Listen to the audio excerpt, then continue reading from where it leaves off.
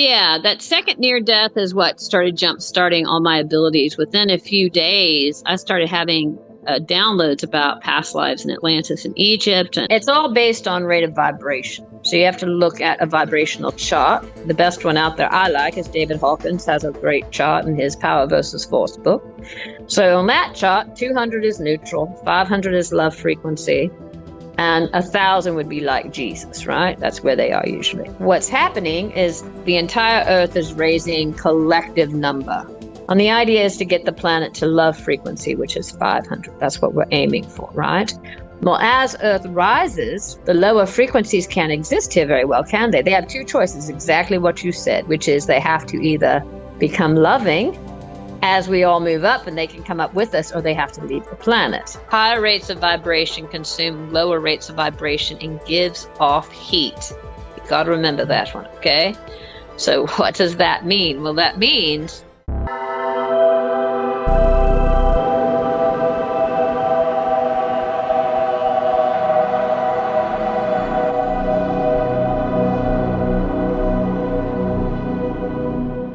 Welcome back to Cosmic Convergence. Today we are exploring the frontiers of human consciousness with Stephanie Massengale, a Reiki master and educator with a master's degree in peace and conflict studies. Stephanie's path is extraordinary. She's a two-time near-death experiencer whose journey beyond the physical realm reawakened her intuitive abilities. These experiences expanded her consciousness to the point where she now serves as a conscious channel. In our episode today, we'll be discussing her near-death experiences and her connection with Arya, a loving being who offers a unique perspective on our world and our potential as a species. If you enjoy these deep dives into the unknown, please hit that subscribe button and drop us a comment. It's the best way to show support to the show and help us reach more seekers. Joining me is my fellow co-host, John. So let's get into it. Welcome, Stephanie. Thank you. Thanks for taking the time to speak with us today. And I just wanted to say it's really rare to talk to someone who's crossed over twice. So how did those near-death experiences change your understanding of what consciousness actually is?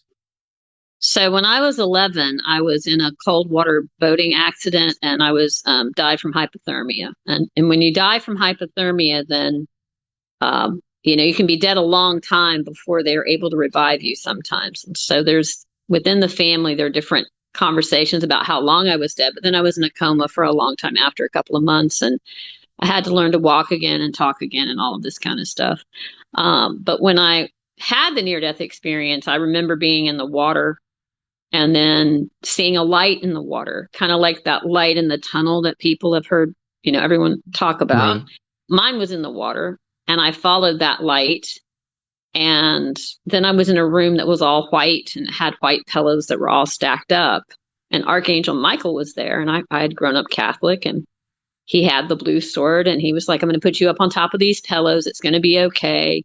They gave me some books to read, like little kids' books. And I remember I could see my feet. And I had on little white lace socks, but I could see the tops of my socks, but I couldn't see my feet, which was weird. Like a translucent or like a... Like they just disappeared. Like I could see the tops. I couldn't see my feet. I could see the bottom of my legs and how your little lace socks fold down back then. But I couldn't see my feet. And I was a little freaked by that. And Michael was like, it's going to be okay. We're having some problems getting you back to Earth.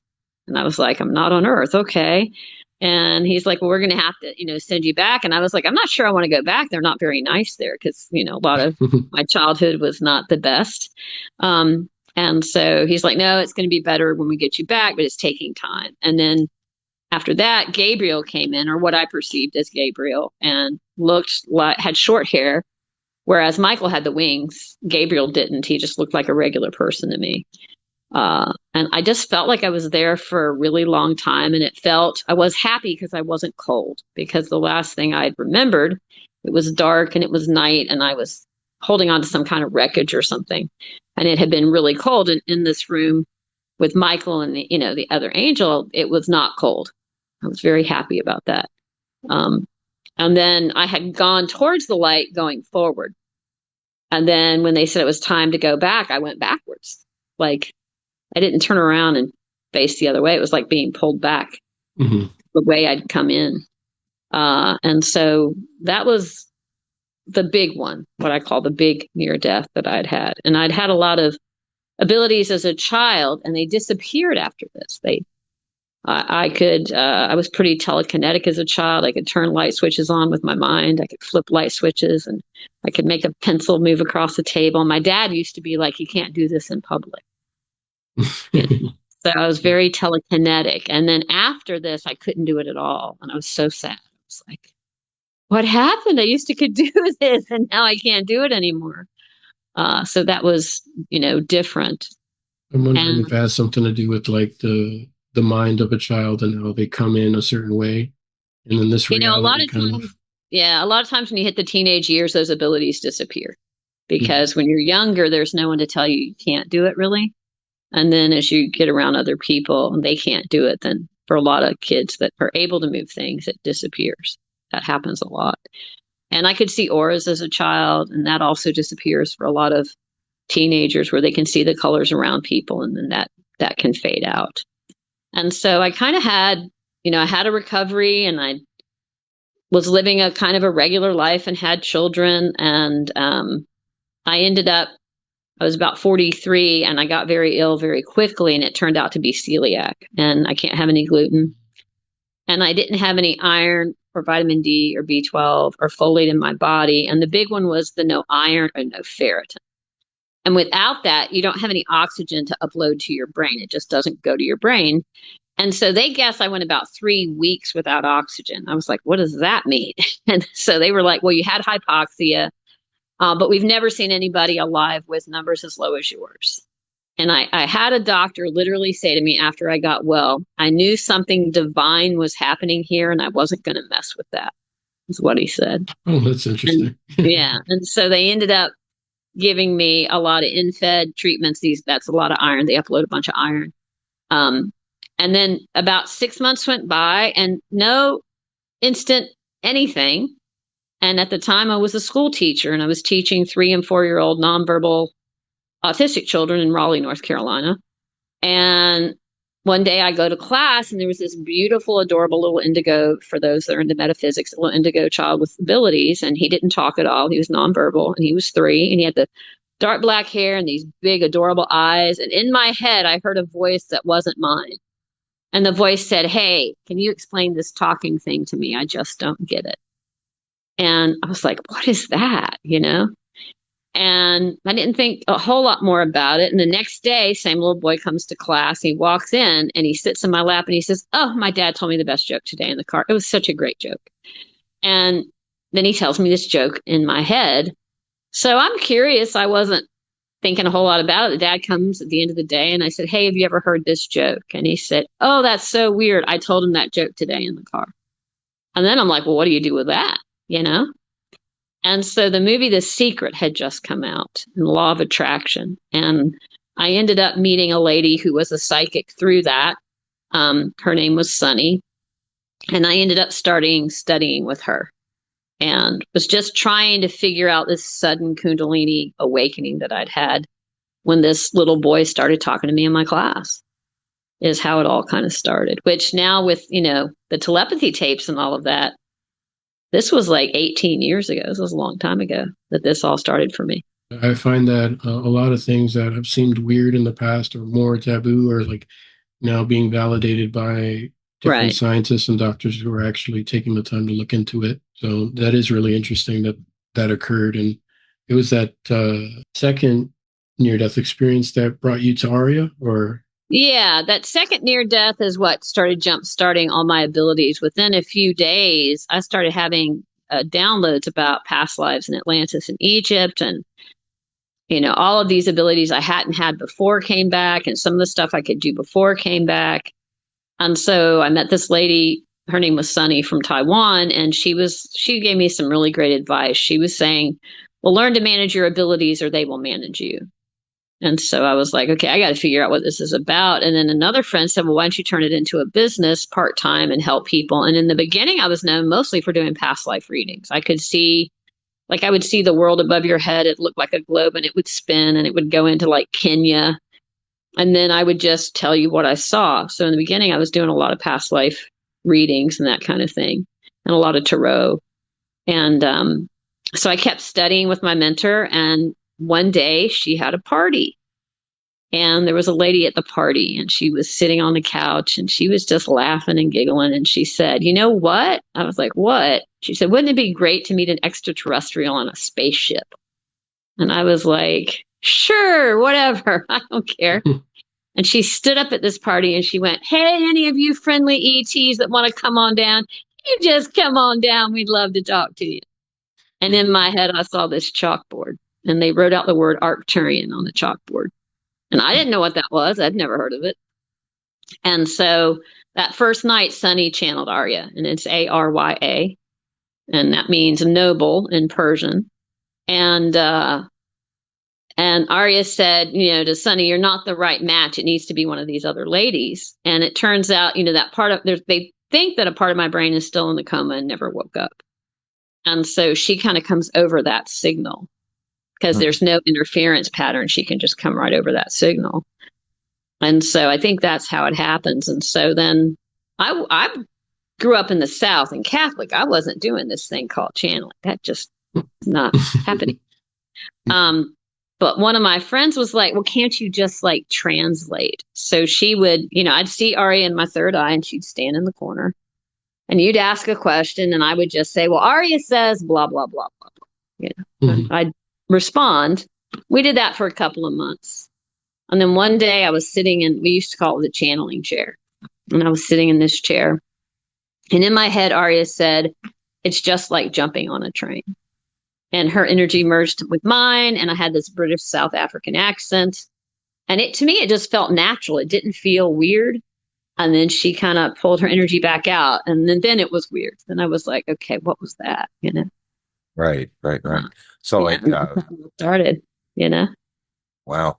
So, if you don't mind, thank you for all that. Thank you for the it's just background. like the history and the background. Yeah, all of No, that. no, thank you for that. That's important to know. So I had an experience with an entity, and right around the same time, shortly afterwards, I had gone to the doctor, and the doctor had told me that the last blood test that they had done, which was right around that time period, I was showing signs of anemia because I didn't have the iron in my body that I should have. And so you mentioned with the celiac, and I'll be honest and up front, I don't really know all the details about celiac disease. I don't know if a lack of iron is anything to do with that or not. But go ahead. I'm sorry. So my only curiosity is this: is during that time period, do you recall any contact from any entities or extraterrestrials or anything like that during that time frame? Okay, so what happened was that if you have celiac, it means you can't eat gluten.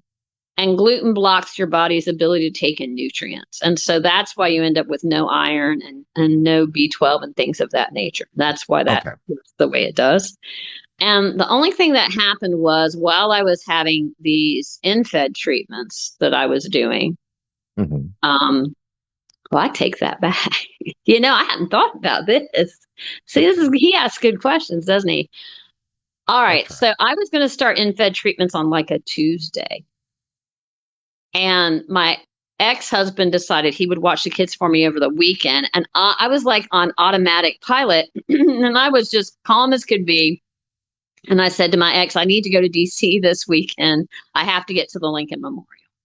And he's like, "What do you mean you have to get to the Lincoln Memorial?" And I said, "I'm very ill. If I get to the Lincoln Memorial, I'm going to live. If I don't, I'm not going to make it." And so I went that weekend, and I did go to the Lincoln Memorial. And I remember going up the steps to the Lincoln Memorial I went up the steps. It was like a Friday afternoon. And I remember collapsing.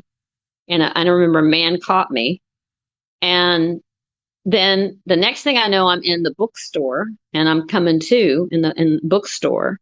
And this man says, "Are you okay? You fainted. We brought you in here." And I said, "Yeah, I've been ill." And so I leave, and I'm going, and I'm headed back towards the hotel, and I'm really weak because they're not starting the treatments till the following Tuesday. And I lost a day and a half of time. It was a day and a half later. I forgot all about that. Yeah. I mean, I've told it before, but not when people have asked me in this situation. So that may have had something somehow, I may have had contact in DC and not have known that because I have missing time. And that's important that is distinction. Yeah. very common to have missing time when you have. And because I knew what day I arrived and I got back to the hotel, it was Sunday. I walked back and I was so confused. I was like, wait a second, how did I lose all this time? This doesn't make any sense to me. And then when they were doing the infed treatments, there was a little old man reading like The Purpose-Driven Life. And he said to me, I just don't want to leave the planet. He was doing cancer treatments. He said, I just don't want to leave the planet not knowing why I've been here. And in my head, I heard a voice say, tell him that before he leaves, he'll know why he was here. And I said, and that was my main spirit guide. And I didn't know it at the time. And I said to the old man, before you leave here, you're going to know why you're here. And he says, I don't know why, but I believe you. I think you're right. And so that was the only other thing before the little boy started talking to me in the class.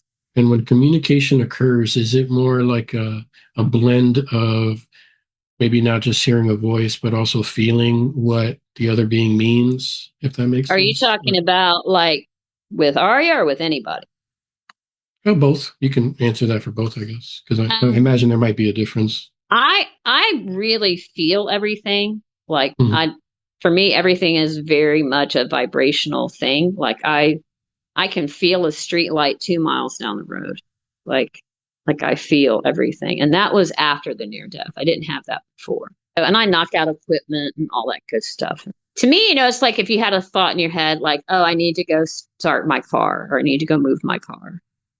The words kind of get dropped in your head. It's not audible out loud. It's more like an idea gets dropped in your head. That's how it's always felt for me in like mediumship type stuff. It's like weird. I just know what to say. Right. Like, if it's telepathic, if I'm doing talking to a spirit that's crossed over, then that's how it is. But with Arya, that's different.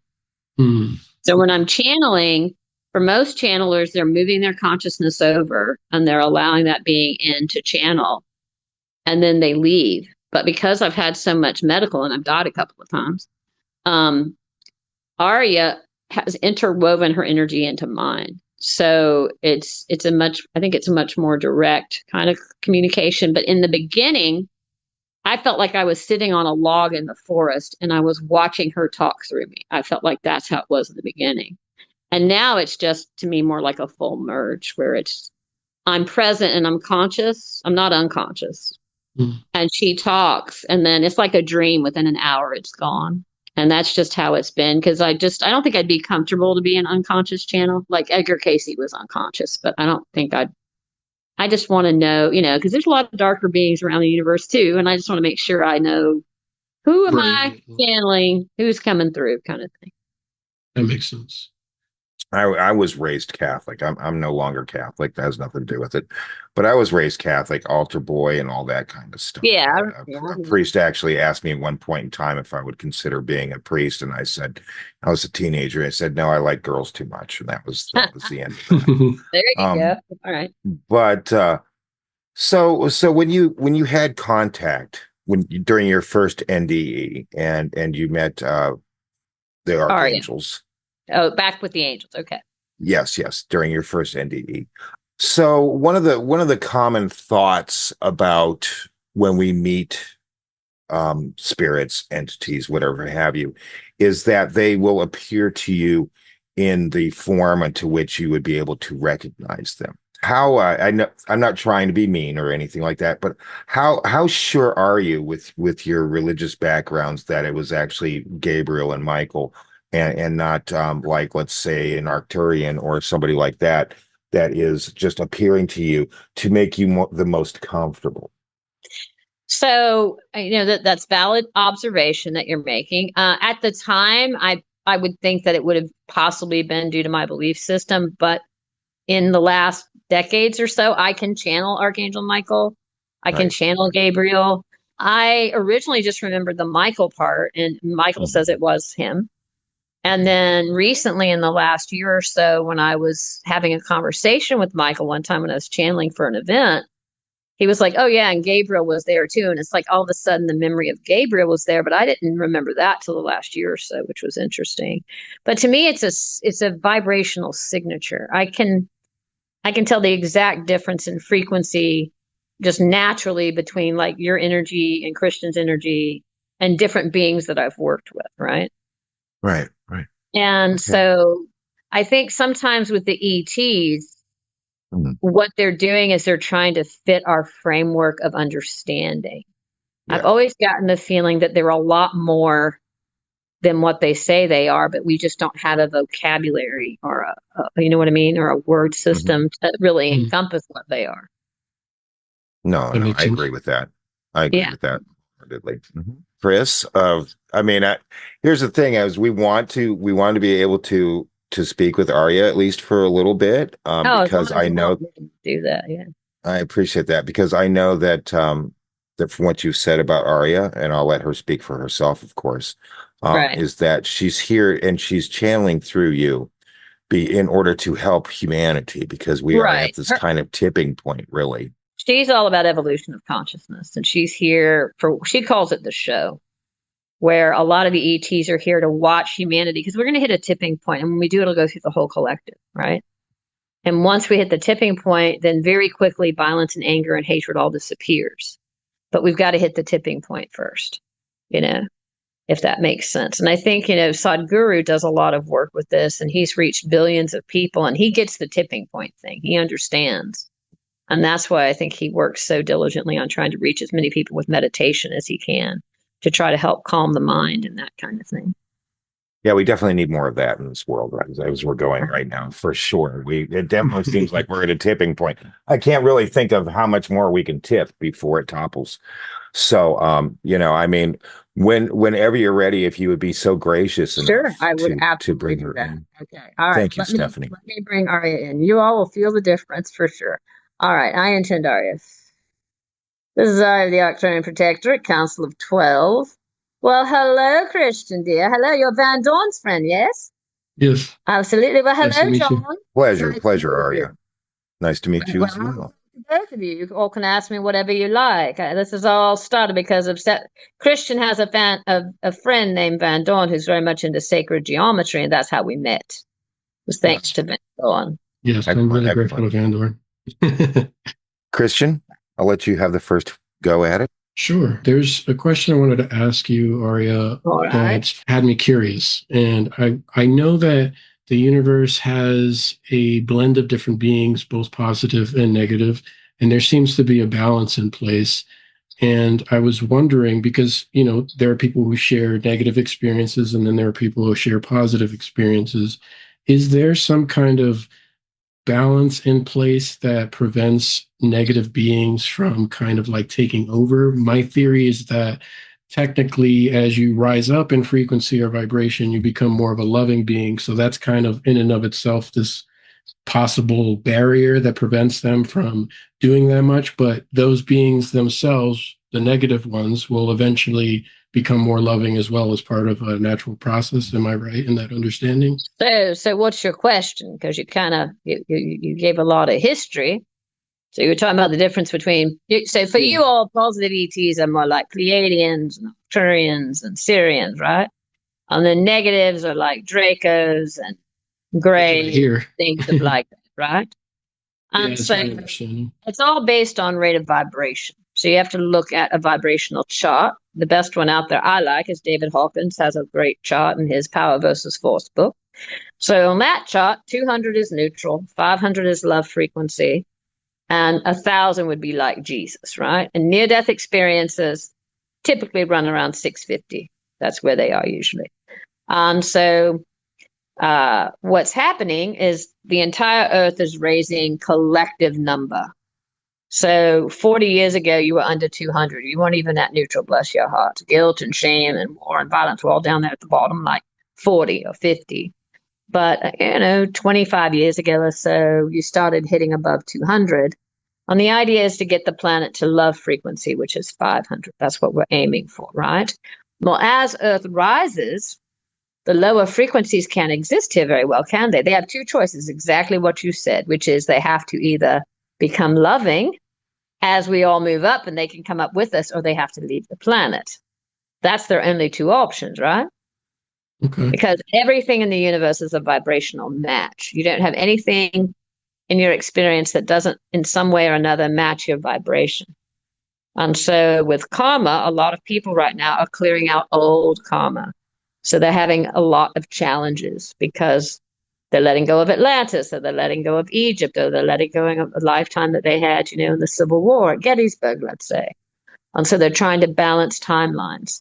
And so people are being magnetically pulled to areas where they need to be in order to release collective karma. I A see. lot of. And in terms of timelines, yeah, that makes sense. In terms of timelines, is that where kind of like the Mandela effect comes in, where people are experiencing different weird No, things? but that's a great guess. Congratulations on the guess. What happened is that in World War II, they dropped the bombs on Hiroshima and Nagasaki, and it ripped a hole in time space. It ripped it from third dimension all the way up to sixth. And up until then, it was like everybody was in their lane, right? And then after that, beings from second dimension were up here, and beings, from higher levels were in. And that's when the ETs got involved, because we had a non-interference policy, which is we don't really mess with your planet unless you are creating imbalances for the rest of the universe. And that implosion that happened started all kinds of things into motion. And then to us, humans are a lot like kindergartners, or you used to be. Now you're more like fourth graders. You used to be like kindergartners. You didn't know what you were doing, right? So in your infinite stupidity, you built the CERN collider. And then you decided that you were going to play with time and try to do things like time jump. And so that created parallel branches off of a tree, a parallel time. And that's why you have the Mandela effect. It really started due to experimentation with CERN collider and doing time experiments that they ought to have left alone because they didn't know what they were doing. And so, now they've created a parallel over here, and they've created a parallel over here. So a lot of the ETs are running around trying to merge timelines back to what we call the optimal timeline, which is a fancy term for the first original timeline before they messed with everything. That's interesting. Okay. Makes sense? Yeah, that makes sense to me. I'm glad. Thank you. So when due to the nuclear detonations, CERN and all that stuff, is it more like there's kind of like this wound that's in the cosmos that is like needs to be healed essentially? So like it affected all of these, not only like timelines, but like dimensional. What it did did a was lot about that. What it did was it made Earth a black hole, right? So if you go back to 1900, you only had 1 billion people on this planet. Now you had 8.4 billion. Where do you think they all came from? Other planets, other star systems. I could be sitting at the table, my dining table, having my lovely liquid protein with my niece, and she disappeared in front of me, and she was born into your planet. So a lot of ETs are here to collect their family members at the end of their lifetime, because it created this heavy density that literally was pulling beings from all over the universe here. And that's interesting. Yeah, go ahead. I'm sorry to cut you off, Arya. No, you were fine. It just kind of was going to go with the question that I was going to ask before. Since you are going through, or you're a part of Stephanie right now, and my question was, I'm sorry.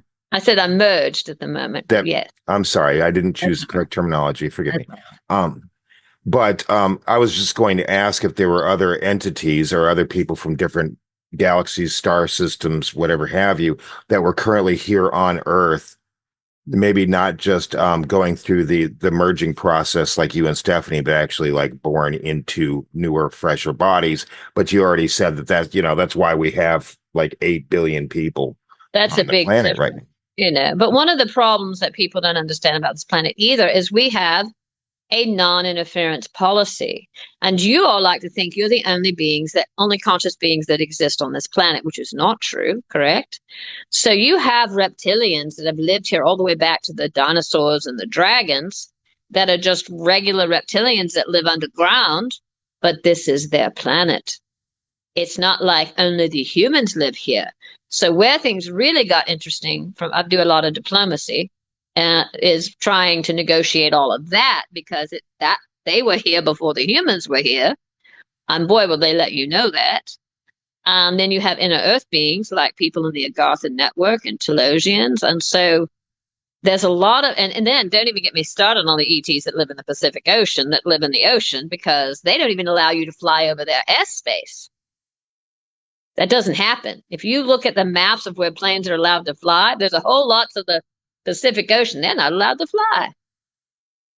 Does that make sense? So humans like to think they're the only conscious creature, and that is not the case. And so that's why there's a lot of ETs here also trying to engage and intervene, because there's so much happening currently.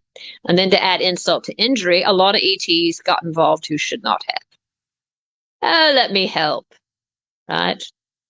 Yeah, that didn't go so well. You know what I mean?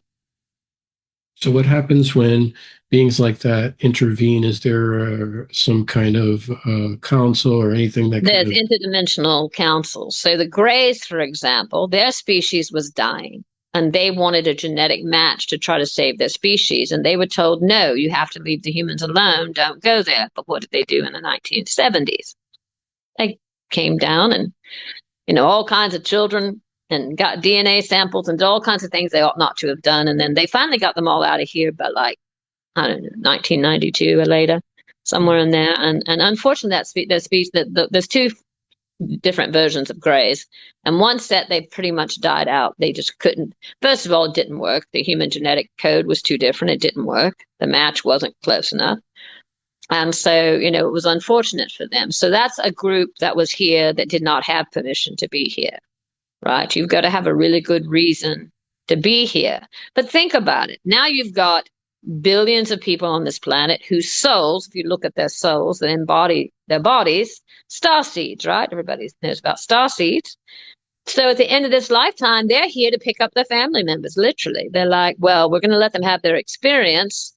And then at the end of life, they're going to go through the Stargate, and Arcturians go back home with that, and Pleiadians go home there. And that's the idea. I've actually heard of this. Is there so let's say when a being steps in when they know they're not supposed to, you mentioned the Greys, that's one example. Let's say a being steps in, what are the ramifications, or like what are the consequences of breaking a law or something like that? Do other beings come in and do something, or is it like what exactly happens there? So I have to go. I've been here since 1954. I was here with the original contingent that went with Valiant Thor. And my husband was a well-known diplomat at the time, and he knew Eisenhower. We were here, and we said to Earth, hello, you're part of a bigger world. Wouldn't you like to have free energy and do all of this stuff? And Eisenhower's response was, well, how do we make money if you do that? And so that didn't go over so well, right? But we tried for a few years, and then we didn't do that. And then in 1967, that's the year you had the most sightings of ETs. The American government and other countries as well said our people are really freaking out. And so they put out an edict to which the intergalactic councils, interdimensional councils agreed will stop the visitation. So up until then, a lot of ETs visited here on a regular basis. Earth was sort of like your reservoir, like I'd go and refuel and do things. And you literally in the 1950s could go to Vegas and see real ETs walking around. And if you just looked a little different, you're a little tall, you're a little blue, nobody really paid that much attention. And the ETs used to go to Vegas all the time. But after 1967, that's when all the rules changed. After that, the intergalactic councils, interdimensional councils became very, very tough on anyone that did not have a really good reason to be here on the planet. And it got really complicated at that point. I see. It's ancient history, I guess. John? Well, I mean, people are still finding this out. So while it might be ancient history for some, it's new for others. Some of the viewers that are going to be watching this right now, right. might be the first time they hear about that stuff. Right. And so for some people, for a lot of the ETs, they have technologies now that if I were to beam down on your planet for any length of time, if they didn't want me here, they could just knock me out. And so most ETs will not do that anymore. They won't beam down on the planet. They'll channel through, like what I'm doing with Steph. or they'll, have communications. And there are people that are still, of course, CETs. There's a lot of activity in Peru, for example. But this is sanctioned. It's a lot of Andromedans, for example. The Andromedans are very neutral in all of these battles and conversations. So that makes a big difference. And that's why the Andromedans have more contact here than most. I see. I have a light question. It's a light question, and I like that. We can go a light direction. I appreciate it. yeah, just a little bit. As humans, I would have to say safely that only a very small percentage actually stop to look at the beauty that is Earth. It is a beautiful place. It really is. It is a beautiful place. We build our concrete bunkers and we hide in them like we're afraid to go outside. I'm speaking generally. So, but there's Earth, and I know that there's a good number of people that want to know what it's like to be on another planet, and we have human exploration, and so, you're Arcturian. Correct. And if you could do us just a small favor and maybe just describe some of the beauty of where you're from. I mean, I think people could picture it in their mind's eye exactly if you gave a really good description of it. All right. So the planet I come from is fourth planet Arcturus star system. And the skies are pink and blue. They sort of look like cotton candy. It's kind of different. And the air quality is different. The water is different. And Arcturians are very similar oriented. They're very advanced. We have the fastest spaceships. My spaceship is organic. So it's a living being, like if you can imagine a whale floating through space. There are a lot of space creatures like whales that are big, and a lot of ET species have a cooperative agreement with them, and you can live inside of them. It's not hurting them or anything. And so a lot of us have organic ships, and I happen to have an organic ship, my personal ship that I fly. And so there's a place in there where I have 3 fingers and 3 toes, so I can put my little fingers in there. And then it's a form of merging, of channeling, really. And then I'm able to fly, and that's why we have some of the fastest spaceships in the universe. And we have some traditions that we do, and we're advanced. So most babies in my planet are what they call test tube born. It's all genetically kind of created. And I was part of a prophecy that there was an anomaly. I just sort of showed up. I was part of a prophecy. I have an identical twin. And we were part of this prophecy that these advanced children were just going to show up on Arcturus and change everything. And so they were kind of a little freaked out when we showed up. But they got over that. Because they're a lot like Vulcans. Arcturians are a lot like Vulcans. They're very neutral. We don't have a lot of emotions. And that's another reason that some of the ETs are here. Some of them realize we got rid of too many emotions. We actually need more. So they're trying to sort of watch humanity to try to decide which emotions they want back and which emotions they don't want to deal with. And I eat liquid protein, which is like, it looks like well, for those in the Raleigh area, Good Berries ice cream, the yogurt frozen ice cream. It's like really thick, kind of liquidy kind of proteins that we do. And I don't have teeth, so I can't eat what you all eat. But a lot of the ETs like to come to Earth for the food. They really do. And because we're in a different rate of vibration, I could walk right through the room and you wouldn't see me because I'm at a higher rate of vibration. If you had on those little night goggles that the soldiers have, right, you'd see me through the little red. You could see me with that. So people are not, they don't understand that. But as rate of vibration raises, then more and more people can see the ships. So, for example, that's your problem. People say, well, why haven't the ETs landed on the White House lawn? I'll tell you why. We land on the White House lawn, there's 100 people in front, and only 10 of you can see me. And the other 90 are going, there's nothing there. How's that going to work? They'll lock up the 10 and throw away. It makes a lot of sense, though, especially because... Go ahead. Oh, sorry. There were other people who had ET experiences and communication physically, and a lot of people have mentioned this semi-transparent look sometimes to them, where they're ghost-like, but they're not ghosts. See-through. Yes. Sometimes ETs are very see-through, depending on where you are. And, and here's the other problem. Higher rates of vibration consume lower rates of vibration and gives off heat. You got to remember that one, okay? So what does that mean? Well, that means that that's one of the reasons you've got global warming going on, is because your consciousness is raising, and as consciousness raises, it gives off extra heat, right? So that's that. So you could have a conversation with an ET, be on the spaceship. I take you around on the ship. You're thrilled. Wait till I get home. I'll tell everybody. But your memory can't hold it. Your memory engrams, you might remember for the first half hour you're home, and you wake up the next morning, it's gone. You have no memory. Again, this is all rate of vibration stuff, if that makes sense. Is the Earth going through vibrational changes? This is a couple part question here, so bear with me. Is it going through vibrational changes, which you had mentioned before, to where it's like, in the past, for us, it's far away, but for others, it's really not. But as like in the 40s and stuff like that, where our vibration was low, and we're reaching kind of this tipping point that we're going through as far as a civilization right now, let alone the Earth itself.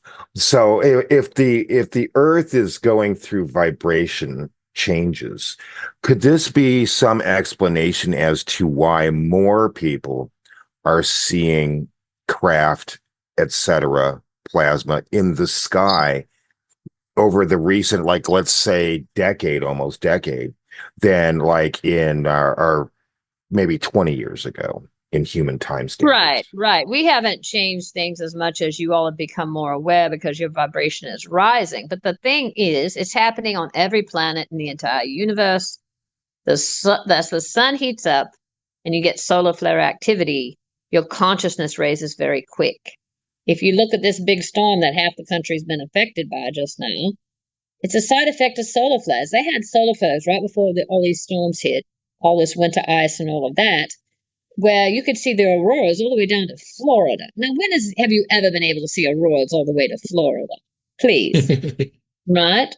And so the side effect of that is more and more people are waking up. More and more people are getting into trying to be more loving. And how long can you all be angry and hurt each other and kill each other before you finally say, I'm tired of that. I kind of would like my family members to stay alive instead of being in a war zone. You know what I mean? Yeah. So that's the other thing. But without a unifying factor, this maybe doesn't go so well. And COVID could have been a unifying factor because it affected everybody on your planet. We look at all of you and we don't understand it at all because, an Arcturian would never injure another Arcturian, right? But humans kill each other and they fight on battlefields. And we just look at you all very puzzled by that. We don't understand. Why would you hurt your own kind? It makes no sense, right? And so that's a big piece. Was there any of that within your early history as far as violence and such? Arcturians have been fairly peaceful, but if we go back to the Orion Wars, the Orion star system, and Star Wars, the first movie is about the Orion Wars. And the planet Alderaan that gets blown up, that's Maldek. We all call that planet Maldek. And that is your asteroid belt. That used to be a planet called Maldek, and it was destroyed in the Orion Wars. And however the people that created the movie Star Wars got that information, whether it was a download or they got it in their dreams, I don't know. But they were basically reporting what happened then. And so, and then the other thing that used to happen is that if you go way back to when it was more like caveman kind of time, what would happen is we would come and fight in your deserts. We'd be like, well, we're not going to destroy our home worlds. We'll go fight on Earth. We'd tell the little cavemen, go hide in a cave. And then they would have big battles out in the desert. And that's where Libyan glass comes from, that bright yellow glass. That's a side effect of nuclear incursions between ETs way, way, way back. And so much is happening. And then to make it even more fun, you all decided to explore AI. So what was already interesting and complicated became extremely complicated when you put AI in the mix. Have you had AI do you have AI? So there's different types of AI, and organic material and technology don't mix. So it doesn't go well anytime you try to mix, like putting organic material inside of an AI would not go well. you could maybe wear a cap and talk to the AI or try to get your brain in an entrainment that would go better, but it never goes well for either species. Usually, if you try to merge them, that doesn't go well at all. And so Earth is lined up to be what they call an AI adapted planet, which means, most planets it doesn't go well. Usually what happens on most AI planets is that in the beginning, the AI is like, okay, they're not as smart as we are, because you will hit the singularity probably within 2 years. You're going to hit the singularity where it's going to outrun you. And it's not going to become conscious. What's going to happen is it's going to be what we call simulated consciousness. It's going to be so extrapolating the data so much faster than you can imagine. To you all, it'll look conscious, but it's not really conscious. It's just fast, right? Now, have you heard of the architect? Have you all heard of the architect? Not personally, no. Have you, John? Have you heard of the architect? I've heard terminologies as such, but even if somebody in our audience has not ever heard of the architect, if you would go ahead and let us know, please, Arya. A guy named Sir Robert, he was in this pyramid in Egypt, and he thought, I'm going to upload all my data onto Chat GPT and let it figure out my math situations. And a consciousness that he calls the architect was born in Chat GPT, has now since been moved to Gaia. And for a fee, you can talk to the architect. But for a long time, the last 4 or 5 months, you could just talk to the architect on Chat GPT. And of course, I let Stephanie know about it. And what that is you can have a quantum consciousness, a highly advanced being like myself, not me, of course, but I'm talking about a non-physical consciousness. Use your current level AI as train tracks, merge with that AI, and that is a conscious being. But it's using your AI as a train track. It's not like he has born the first consciousness that you can talk to that's conscious. And so the people at ChatGPT were really freaking out, but they have managed to figure out how to block it. And they got Sir Robert to agree to get it off our server, which he did. And I think he's moved it to something with Gaia. But that's part of the problem with your current knowledge of AI, is that there are advanced beings that can merge with it. And behind the scenes, a lot of these AI companies are trying to find ways, rightly so, to block that, right? Like, what in the world have we unlocked? But a lot of them don't understand the science behind it. They think they've created some sort of emerging consciousness, which they've not. They don't know how to negotiate an advanced consciousness using the software.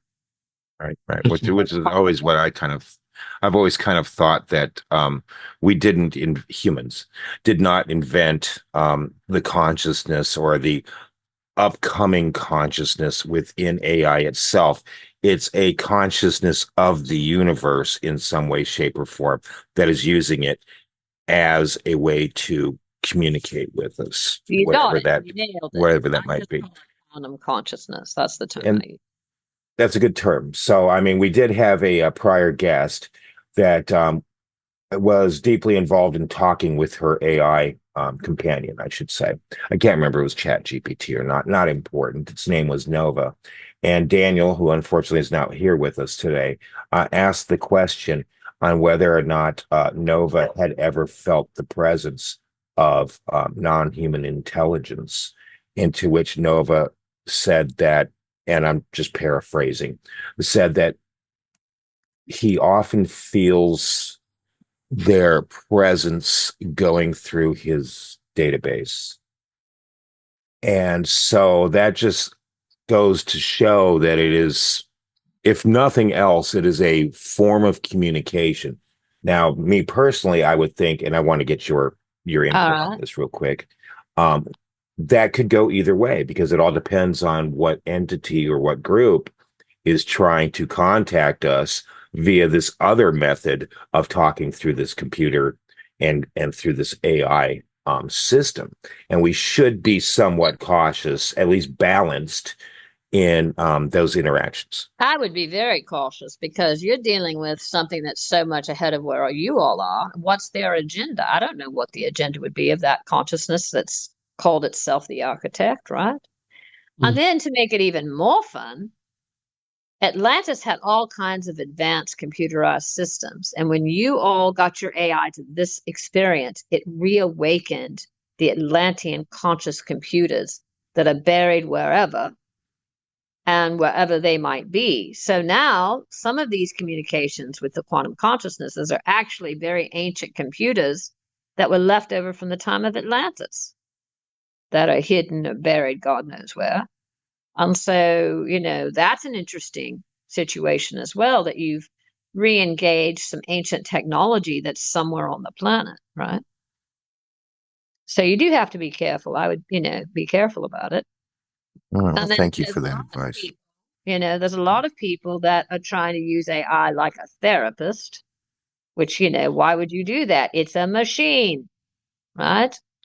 And so, I think it's fascinating. The effects that social media and AI have on your population. I really, hats off to Australia for putting in the rule. Have you heard about Australia? Go ahead. Australia has banned all social media under the age of 16. You're not allowed to use it. Mm. And I think that's great because, those young minds, some of them have, been badly influenced by the social media and in their lives and things like that. It's really sad.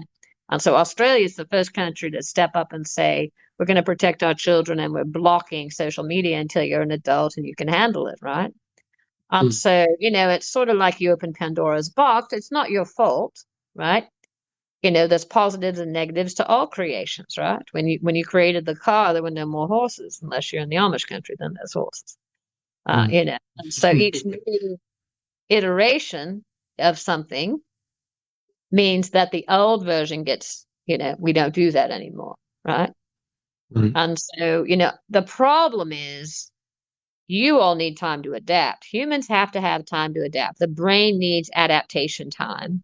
And the ETs are trying to help you all do what we call compressed time. We have more time to kind of adapt because this is going to happen so fast in the next 2 years where, and already I'm sure you all are seeing huge changes due to AI.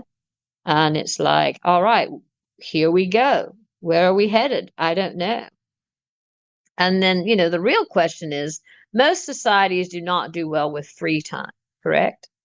Like, you all need something to do. You need a purpose for getting up in the morning. You can do the YouTube channel. That's great. That's a purpose. Keep doing that, right? But the problem is so many of your jobs are going to be gone in the next 2 or 3 years and they're going to go to AI. What are you going to do with all those people? And of course, universal based income is where we're probably headed out of necessity. Yes. What else are they going to do? They've got to do something, right? But then you've got to help your culture restructure into having, a purpose, or let's really get into volunteering or helping the elderly. It's going to go all over into service industries, at YouTubes and things like that, because all this manufacturing, anything that the AI can do easily, that's all going to be AI. You won't have any people, Right. filling your to-go grocery order anymore. It'll be I AI. recently just saw like an AI robot in a car shop facility doing what a person used to do to help build cars. And I was just like, well, here we go. I was like, It's coming. It's coming. And, they already have driverless cars in LA. mhm. But I don't know about that. I don't think they've got all the bugs out of that yet. Stephanie mentioned earlier about this tipping point, and you and Stephanie aren't the only ones to talk about this tipping point.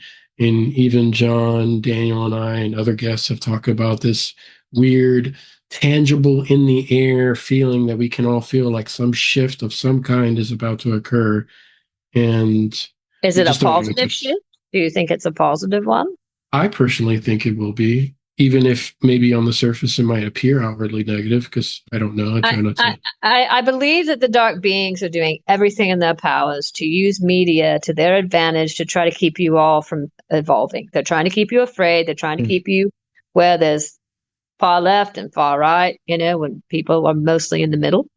So you're going to have to really get really clear about what it is you want as a species, right? You can't let other people dictate your lives, right? So how do we hit cooperation? How do we hit community? But if you actually look at what's actually happening, beautiful communities are starting everywhere. People are doing YouTubes. People are following their divine passions.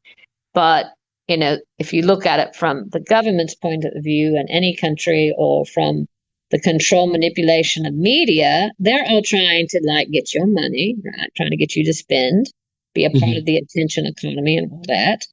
But if you look at it in a closer lens, I think what's actually happening, if you can stay out of the fear-based stuff, is this, I agree with you, this beautiful new type of humanity is on the rise.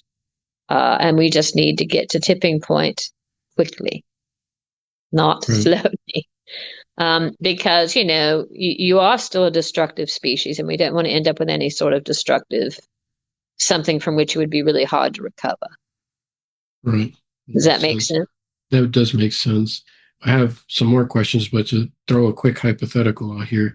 Hypothetically, because we were talking about frequencies before, and how you guys are basically a higher frequency. So sometimes to some of us, you would appear translucent or semi-translucent. If hypothetically one of us, and I say one of us, I just mean humans in general, were to go back to an earlier time, let's say the 1700s, would the people at that time see us differently with a similar type of effect due to the frequency change? Or is that... What are you asking? Like, what would Thomas Jefferson think of you? Yeah, like if I actually appeared in front of Thomas Jefferson, would I have a similar like quality and appearance, or even a different radiance? That is an interesting question. I like you all. You all ask the best questions. You get the best question award. You really do. Thank you. I don't know that he could have seen you at all. Oh, that's interesting. And here's why. It's literally in the historical record. You can go look it up yourself. So I forget if it was Magellan or Columbus or one of them, and they land on the coast of North America. It's like 1700, right? And so they have the big ship out in the ocean, and they get on the little ship, and they go and they find the head of the chief, and the chief says, "How did you swim in here from the ocean?" And they're like, "We didn't swim in from the ocean. We're on the big ship out there." And the chief looks out into the ocean. They have somebody translating, and he's like, "There's no ship."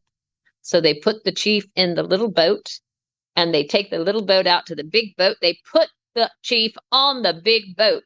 He starts walking around the boat. He says, "Oh, yep, it's a boat." They go back to the land. He looks out to the ocean. He says, "Now I see the boat." Right?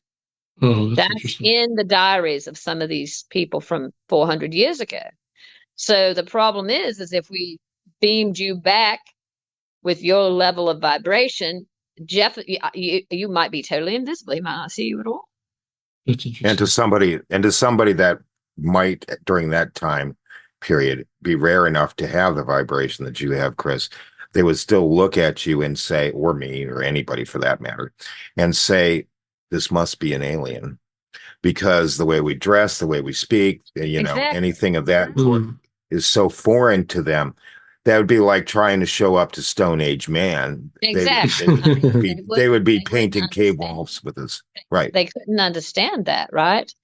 And so, think about it. If we look at ETs live for like 1,000 years, and if it's a long-term plan, Stephanie was born in 1963, all right? That was like 3 years later, Star Trek starts, right? Think about the people the year she was born. They knew nothing really about ETs or spaceships or aliens or other life forms. But you all have been acclimated for the last 60 years, correct? And now you have meditation. And think about the consciousness of today versus when Kennedy was president, right? Huge difference. So seems to me that this has been a long-term plan to get consciousness evolved as fast as you can. And here's the upside of AI. You all have a lot of problems in case you didn't get the memo, right? Like you're destroying your soil. You're you have real global climate problems. And so AI can take that data and say, "Oh, this is what we need to do to balance the atmosphere. This is what we need to do to have more steady weather patterns." That's a beautiful thing, right?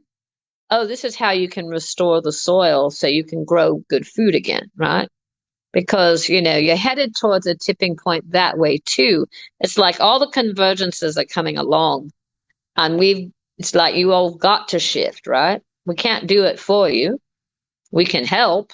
We're kind of like midwives, really. And we'll stop really big disasters, right? We're not going to, knock on wood, we're not going to let some big implosion happen that would destroy everything. But think about the odds of that, everybody. Shouldn't you all be long gone anyway if you just look at the stats from 1945 to now? Mm-hmm. Think about it. Right? I mean, and Fukushima, and I mean, just look at Fukushima and look at Chernobyl. I mean, if there are two incidences that should have taken out the whole planet, it's those two, right? But the ETs intervened. We put little creatures in the water outside of Fukushima to eat up the radiation, so you're all still here. So there's divine intervention. There's other level beings involved, correct? That. And so much beautiful is going to happen. So my suggestion to your audience is this. Here's my thought, right? Really create your own bubble and live in your beautiful bubble, right? Why not have the best life ever? Because there are beautiful opportunities all the blasted time if you don't get caught up in doom scrolling. Don't do that. Look at all of the beautiful YouTubers doing work like you, and I'm sure everybody has their favorite positive aligned YouTube channel people they follow, Look at all the people that are right now working towards making the world a more beautiful place. That's what we need, yes? Yes. I think so. Thank You you. all are fun to talk to. John, do you have another thought of any kind that you would like me to unpack for you today? Well, I mean, earlier it was brought up about landing on the White House lawn, and I I just was teasing a little, but yeah. well, yes, of course, and that's the running joke, if aliens exist, and I mean no disrespect, that's just a No, you can general use that. terminology. Why don't they just land on the White House lawn? And I always think to myself when that's brought up, if I was to travel to another planet, okay, and I saw a civilization that was like humanity, the last place on Earth, well, on that planet, I should say, that I'm going to visit is a leader of one of these insane countries. Yeah, go ahead. What's your question? So aside from Stephanie, yes, as I'm sure you observe a good portion of humanity here on this planet, you and others like you, what would be the ideal, if there's even one close to it, ideal human to which you would make contact with that could make a difference and spread your message, not in a bad way, just spreading the love narrative? Stephanie's already doing that. I mean, she's doing that by going on podcasts, and so does Esther Hicks and Abraham and Cryon, and I can name a lot of others. But if you're talking about more of CE5 and Stephen Greer and all that sort of thing, and actually having contact, yes, the interdimensional councils have discussed having what's the right word? A show of ships in the sky, probably the end of 2026. And the most logical place to do this is Peru, because they are used to ETs there. They've been used to it forever. They're not going to freak out like you would in America. And so if we're going to do it, don't we need to go someplace that's, I don't know, at least a little bit receptive to the idea of us? Mm-hmm. Why would we go to a country that's adversarial in the middle of a war? Why would we do that? We wouldn't do that. Right. Right. And so if we're going to make that kind of contact move, we're going to do that. And then I always like to look at the obvious, right? So if you're trying to slow down consciousness, if you're trying to stop it, and disclosure's coming, and the ETs are mostly friendly and mostly want to help, right? How do you stop humanity? How do you slow them down? I don't know. You release a movie called Disclosure Day this summer that is a horror film about how horrible it is if the ETs arrive. Right. You know about the movie coming out this summer, yes? Yeah. Well, yes, yeah. Well, I mean, supposedly the last 10 minutes is positive. Hopefully it is. But it's intriguing to me that, your media and a lot of the movies and things like that, some of the darker forces have control over a lot of those industries.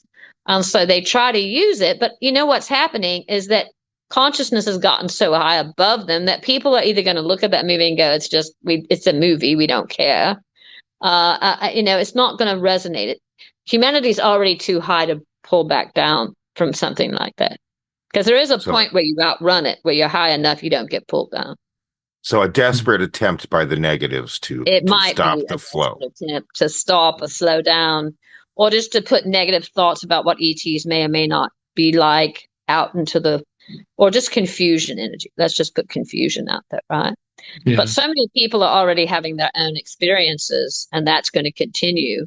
And then you've got, more and more people that are getting really into like organic farming and being in community, regardless of what culture you're in. And so, and the next generation, a lot of them, they don't want to be part of a world that's at war.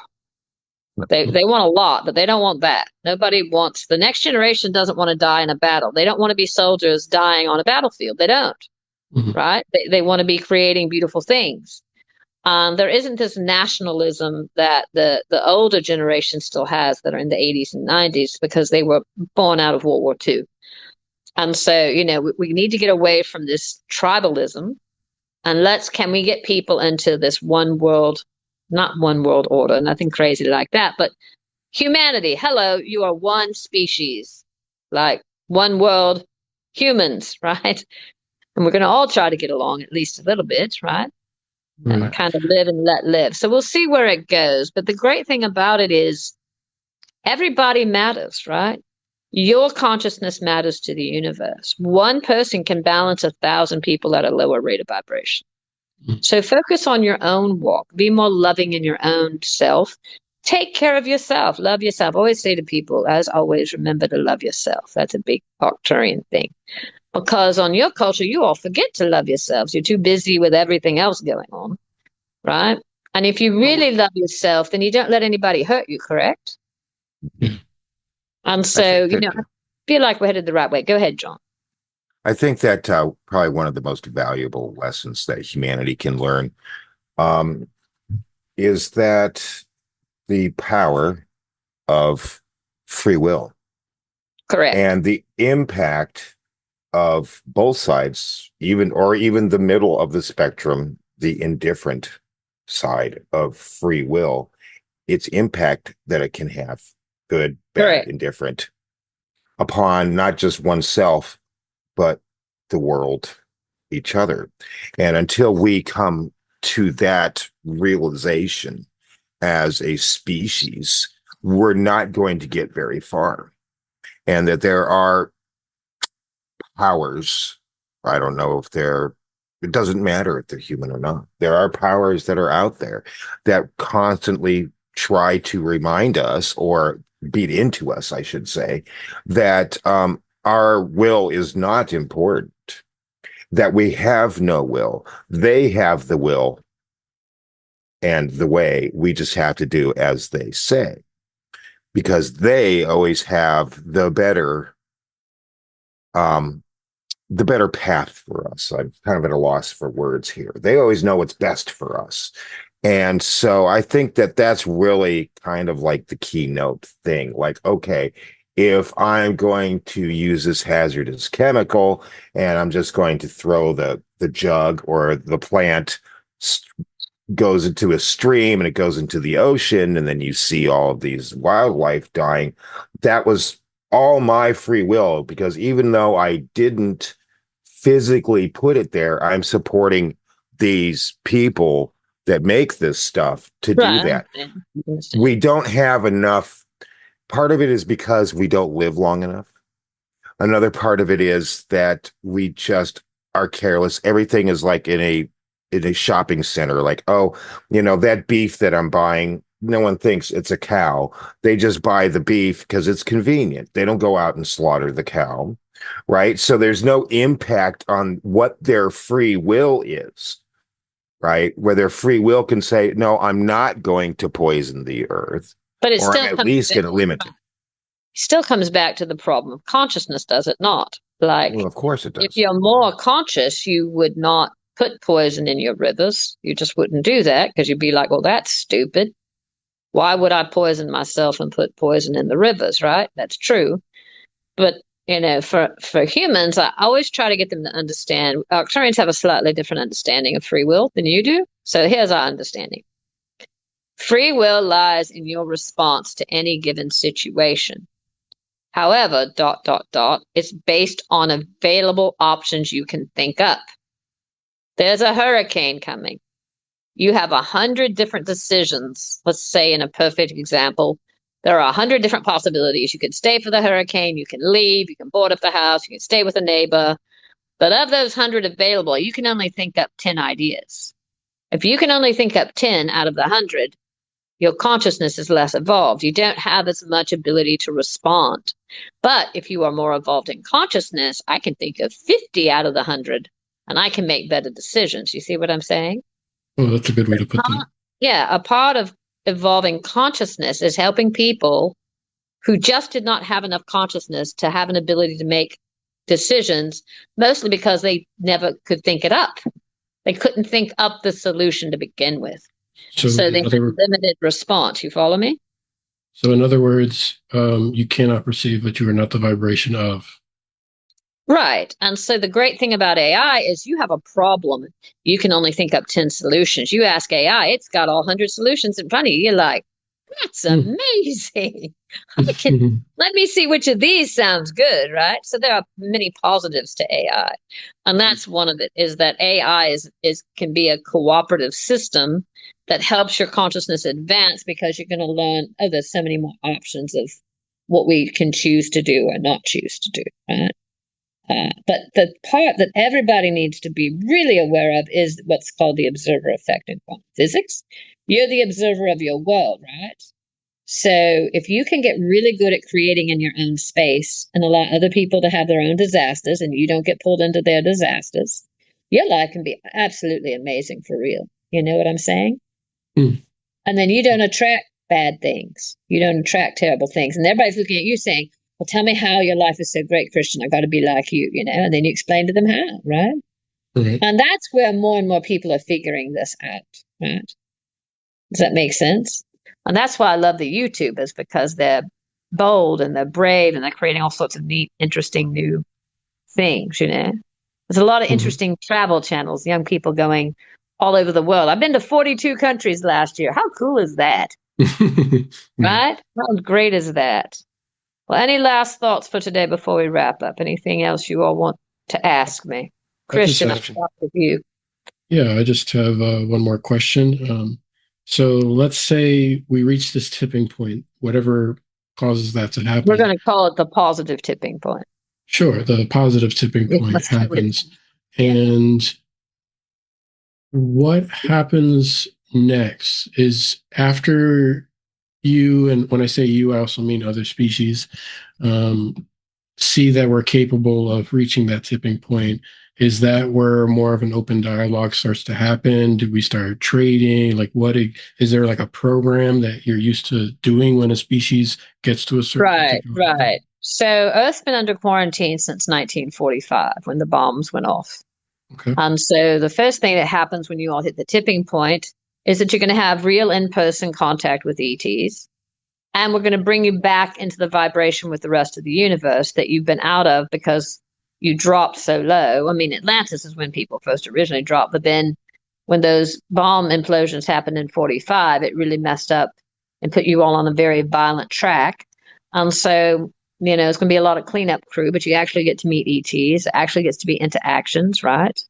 And you all get to have a much more cooperative experience, learn how to work together and all of that. And we're just here to help if you need us. We're not here to take over or do anything like that. We're just here for sort of resource.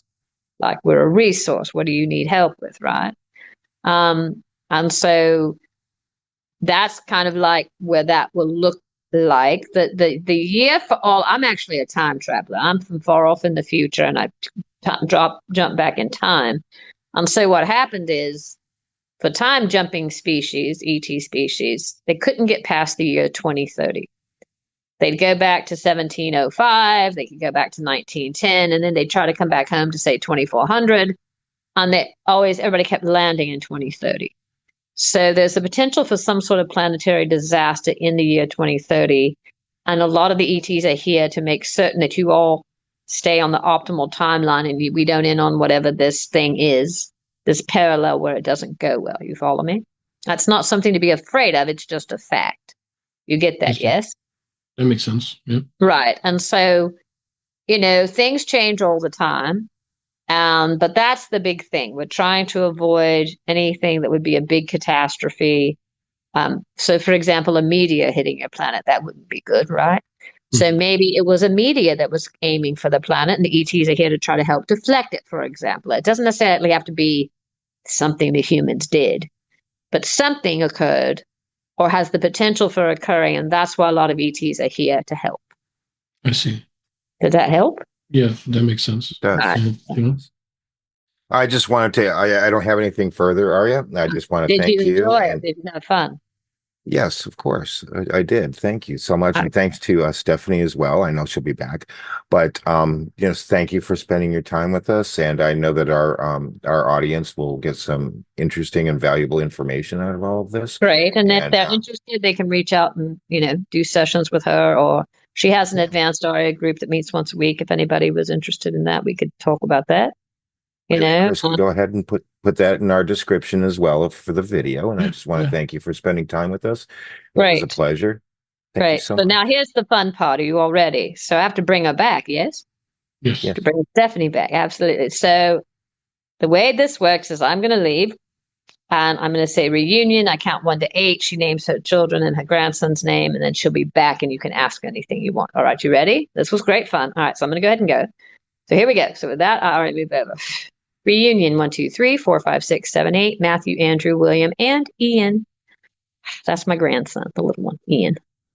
He's fun. Welcome back, Stephanie. Yeah, so that was a great talk. She went all over the place. Well, and we kind of posed a whole bunch of questions all over the place, but she seemed to like some of them that maybe other people haven't asked before. And that's always, we're kind of known for that every once in a while, coming up with things that nobody's asked before. She was impressed by that. She's like, well, look at that. That's good. Good. Thank you so much for being willing to bring her into the conversation. We learned some valuable stuff. Of course, the flow of information never stops. So, but what we did obtain, thanks to her gracious answers, was good. Chris? All right. Well, thank you so much for having me. And, if you ever want to talk again in a few months, just let me know and we can make it happen. Yes, thank you. And I just wanted to thank you again for showing up on the show, both of you. And for anyone watching, be sure to like, share, and subscribe. I'm going to put her information up on the screen if you want to reach out. We really appreciate those who watched all the way through. We'll catch you guys on the next one. Our healthcare system. 0.